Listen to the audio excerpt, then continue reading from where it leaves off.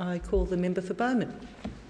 Deputy Speaker, I know that the Prime Minister-elect has referred to rescuing a government that had lost its way, but I remind Australians that what we have in Prime Minister-elect Gillard is a minister who has walked out on a ministry that lost its way years ago. Deputy Speaker, we know about the Building the Education Revolution. We know the $5 billion that disappeared into the pockets of state governments and project managers and assorted spivs. We know the $1.7 billion that was sold by Prime Minister-elect Gillard as an expansion of the program, but it was just another blowout. We know that only 30% of those school laptops have been delivered and that so many children wait on that election promise of 2007 but are still yet to touch and feel a laptop. We know that only 13 of the 2,650 trade training centres have even been built.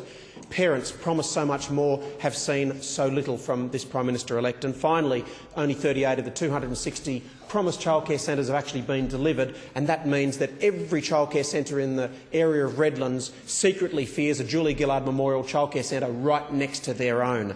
It's a dreadful predicament we're left in with education, and this is a Prime Minister who promises a fairer go. But don't just believe me. Once again, I've asked anyone who wishes to communicate with me on Facebook that's not a party member to have their say. Here it is, Glenn Irvine from Capalaba. There's a name for someone who one day categorically denies leadership intentions and then at the next stage is a coup for leadership. It's raw ambition. From Gabby Lewis, Rudd was not bad, he was doing fine.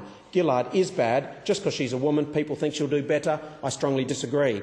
We have Kerry Stewart-Haynes. No, not isolated to one personal party, a whole lot of snivelling and backstabbing, it seems to me.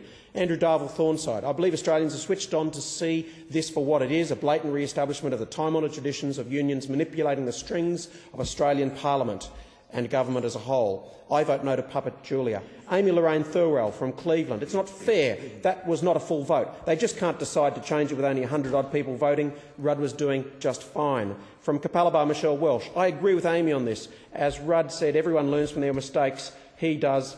Others just pass it on and ignore the mistakes that they make.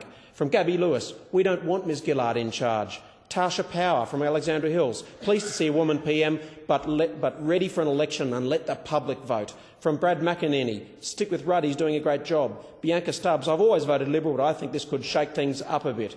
Ed Burnett, Cleveland. Good luck getting re-elected with Gillard in charge. Stacey Fells, Thornlands. I agree with Gabby, we need Rudd back. As for Mr Swan, we won't start on that.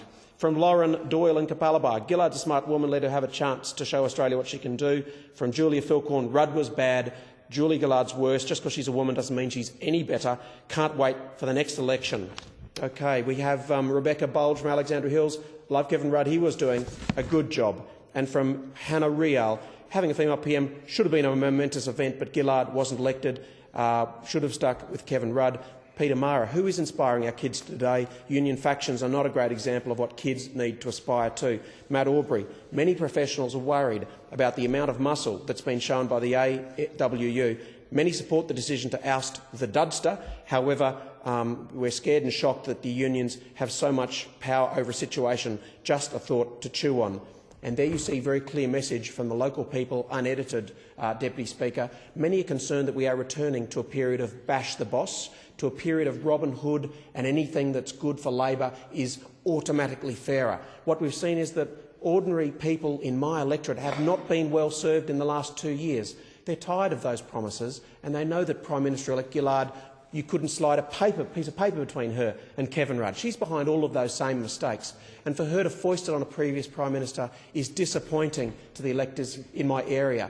To see that she again mouths the mantra of toughness on borders without a clue on how to deliver it shows that she's just another potential Labor leader who walks down one side of the street trying to keep her Labor members happy and on the other side trying to talk tough to the general population. What we have seen is her leaving education behind in a mess, Deputy Speaker, only to take on the reins of the country. But I suspect that the people of Redlands will not forget that whether you send your kids to childcare but you've had your indexation frozen and you've had the rebates capped or cut and the prices go up for childcare, you will not forget the previous responsibilities of Prime Minister-elect Gillard. If you're going to school and you haven't seen laptop computers and they're not insured and there's no broadband basis upon which laptops can run, you know to blame Prime Minister-elect Julia Gillard. And if you're waiting for some trade training centre but there's not even a lathe in your school to do it, then you know you need to blame this Prime Minister-elect Julia Gillard.